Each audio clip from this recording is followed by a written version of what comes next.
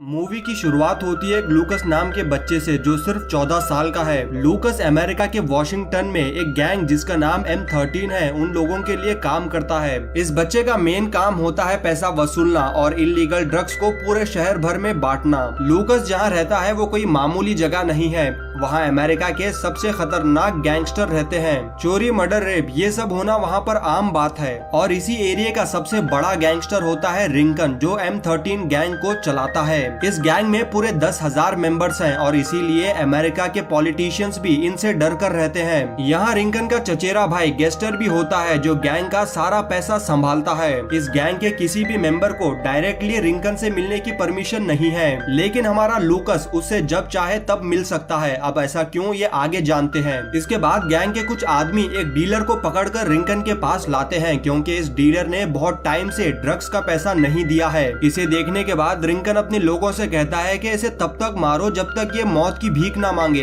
अब ये सब देखने के बाद हम तो समझ गए हैं कि रिंकन यमराज का एजेंट है। अब यहाँ लूकस हर दिन की तरह ड्रग्स को डिलीवर करने के लिए डैनियल नाम के आदमी के पास जाता है। डैनियल कोई गंजेड़ी नहीं है, वो डिप्रेशन में आकर ड्रग्स लेता है क्योंकि डैनियल पहले यूएस आर्मी में सोल्जर था और उसके साथ अफगानिस्तान में कुछ ऐसा हुआ जिसके बाद उसने बोलने की क्षमता ही खो दी। अब वो क्या हुआ था हमें मूवी में आगे पता लगेगा। अब क्योंकि डैनियल बात नहीं कर सकता था तो इसीलिए वो अपने मोबाइल में टेक्स्ट के मदद से लोगों से बात किया करता था। यहाँ डैनियल हमेशा लूकस को समझाता है कि ये जो तुम काम कर रहे हो ये गलत है, तुम इसे छोड़ दो। लेकिन लूकस भी हमारे तरह था, वो भी दिल में कहता था कि साला खुद तो गंजेड़ी है, नशा करता है और मुझे पैसा कमाने से रोक रहा है। अब लूकस की ये बात बिल्कुल सही थी क्योंकि अपना और अपने छोटे भाई का पेट भरने के लिए लूकस को ये सब गलत काम करना पड़ता था। अब यहाँ दूसरी तरफ रिंकन अपने घर के बाहर देखता है कि पुलिस और FBI उस पर नजर रख रही है। अब ये देखने के बाद रिंकन थोड़ा सा टेंशन में आ जाता है क्योंकि कुछ दिनों के बाद उसकी लंगड़ी बहन की शादी होने वाली है। अब इसके बाद यहाँ शादी कराने वाला पादरी आता है। रिंकन कहता है कि देखो मेरी बहन के शादी में कुछ भी कमी नहीं होनी चाहिए वरना मैं नहीं, मेरी बंदूक बोलेगी। अब इसके बाद लूकस एक दिन पैसा वसूलने के लिए एक दुकानदार के पास जाता है, लेकिन बुड्ढू मियाँ के पास तो पैसे ही नहीं थे। वो लूकस से रिक्वेस्ट करता है कि जैसे ही उसके पास पैसे आ जाएंगे वो उसको फौरन दे देगा।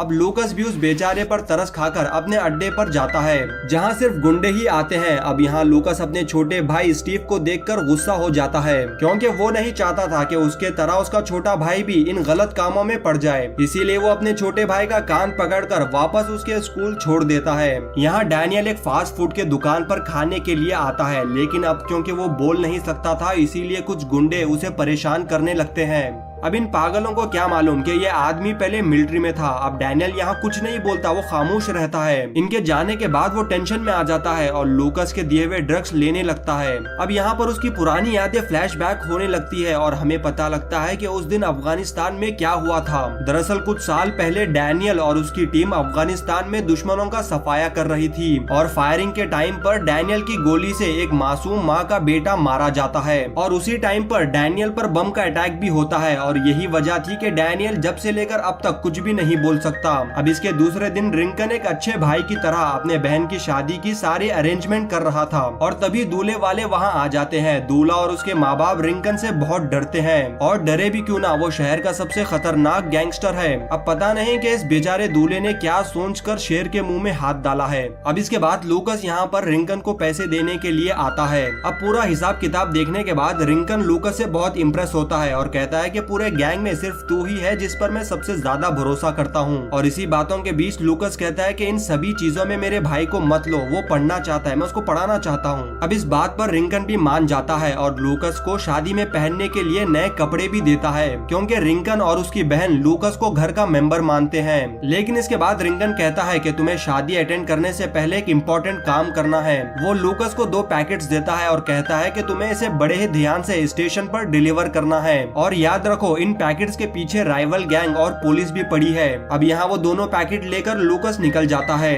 अब ये सब देखने के बाद गेस्टर रिंकन को बोलता है कि तुमने इसे इतना इम्पोर्टेंट काम क्यों दिया, आखिर ये एक बच्चा है। लेकिन यहाँ रिंकन बोलता है कि ये बच्चा है इसीलिए मैंने ये काम उसे दिया है। अगर कोई दूसरा आदमी इन पैकेट्स को ले जाएगा तो डेफिनेटली पुलिस उसे पकड़ लेगी, लेकिन लूकस बच्चा है और पुलिस बच्चों पर शक नहीं करती। इसके बाद जब लूकस डिलीवरी देने के लिए जा रहा था तो डोरेमोन का सेकंड कॉपी उसको बोलता है कि तू कहाँ जा रहा है, तेरे भाई को गुंडे मार रहे हैं। दरअसल गुंडों के बीच ये एक रस्म है, जब भी कोई नया मेंबर गैंग में आता है तो उसे शुरू के 30 सेकंड मारा जाता है और इसके बाद वो गैंग का हिस्सा बनता है। यहाँ लूकस अपने भाई को बचाने की बहुत कोशिश करता है, लेकिन गुंडे वो रस्म पूरी कर देते हैं। अब इसके बाद स्टेशन जाने के बजाय लूकस अपने छोटे भाई को लेकर घर जाता है ताकि वो अपने छोटे भाई को इस एरिया से निकालकर हॉस्टल भेज सके। और इसी चक्कर में लूकस 2 पैकेट्स में से एक पैकेट घर में ही गिरा देता है।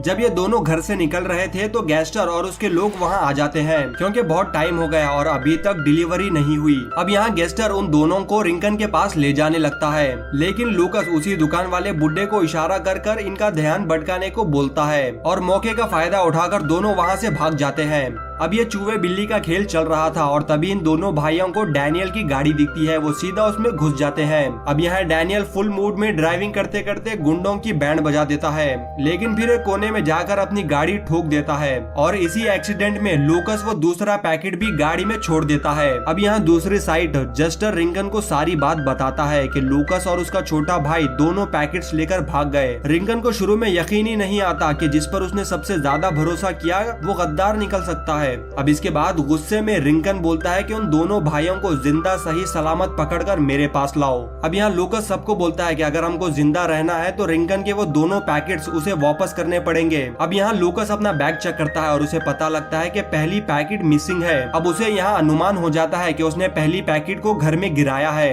अब इसके बाद वो और उसका भाई रात के टाइम पर चुपके से घर में घुसते हैं और किस्मत से वो पैकेट उन्हें बेड के नीचे मिल भी गया। लेकिन तभी यहाँ वो मोटा डोरेमोन आ जाता है और वो बोलता है कि मैं तुम्हारी टीम में हूँ, चलो मैं तुम्हें यहाँ से सही सलामत बाहर निकालता हूँ। लेकिन ये मोटू इन दोनों को उल्टा जस्टर के पास ही ले जाता है। अब यहाँ रिंकन के घर में दूसरे गैंग का लीडर आता है और इसी आदमी को वो दोनों पैकेट्स डिलीवर करने थे जो अब तक नहीं हुए। लेकिन इसके बाद ये आदमी शादी के घर में कुछ गड़बड़ करने लगता है और रिंकन इसे ये सब करते हुए देख लेता है और जान से मार देता है।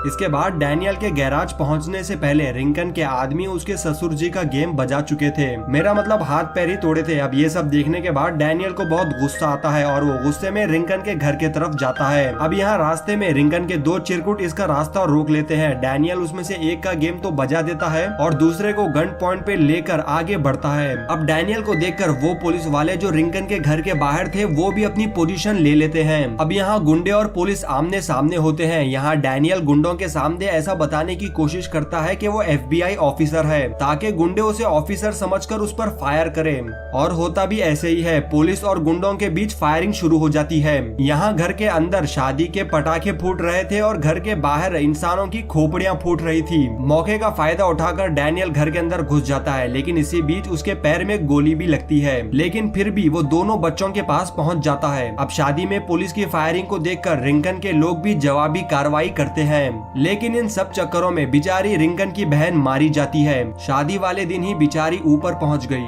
अब यहाँ से बचकर डैनियल, लूकस और उसका छोटा भाई रेलवे ट्रैक पर पहुंचते हैं, लेकिन तभी इनके आगे गैंगस्टर आता है। वो इन पर बंदूक तान कर वो आखिरी पैकेट मांगता है। अब गैंगस्टर उन दोनों बच्चों को शूट करने वाला था, लेकिन पीछे से रिंकन आता है, उसे ये करने से मना करता है। यहाँ रिंकन बहुत ज्यादा गुस्से में होता है क्योंकि उसने अपनी बहन की शादी वाले दिन अपने बहन को खोया है। वो लूकस और उसके भाई को मारने के लिए उनके तरफ बंदूक तानता है, लेकिन वो ऐसा नहीं कर सकता। वो यहाँ इमोशनल हो जाता है और लूकस से कहता है कि तू अपने छोटे भाई को लेकर यहाँ से भाग जा और यहाँ वापस कभी मत आना। और ये सब बातें पीछे खड़ा गैंगस्टर भी सुन लेता है। अब उसे लगता है कि रिंकन गैंग को नहीं चला सकता और इसीलिए गैंगस्टर रिंकन को मार देता है। अब रिंकन को मारने के बाद वो लूकस से आखिरी पैकेट मांगने लगता है, लेकिन तभी पीछे से डैनियल वो आखिरी पैकेट गैंगस्टर की तरफ फेंकता है और इसी पल का फायदा उठाकर वो दोनों भाई वहाँ से भाग जाते हैं। लेकिन जब गैंगस्टर उस पैकेट को देखता है तो उसके अंदर ड्रग्स नहीं, सिर्फ रेत है। अब ये देखने के बाद गैंगस्टर डैनियल को जान से मारने वाला था, लेकिन तभी पीछे से वो मोटू डोरेमोन का सेकेंड कॉपी गैंगस्टर को जान से मार देता है। यानी कि एंडिंग में हमारा डोरेमोन सुपर हीरो निकला। अब मूवी के एंडिंग में हम देखते हैं कि लूकस और उसका छोटा भाई ट्रेन में दूसरे शहर के लिए जा रहे थे, लेकिन जब स्टीव अपने जैकेट में हाथ डालता है तो उसे पैसों से भरा एक गट्टा दिखता है। दरअसल डैनियल ने ही रिंकन के पैकेट से पैसे निकाल कर इनके जेब में डाल दिया था ताकि नए शहर में वो अपनी नई जिंदगी शुरू कर सके। वेल, ये मूवी एक्सप्लेनेशन वीडियो कैसा लगा नीचे कमेंट सेक्शन में बताओ, और ये भी बताओ कि इस मूवी का रियल हीरो कौन है।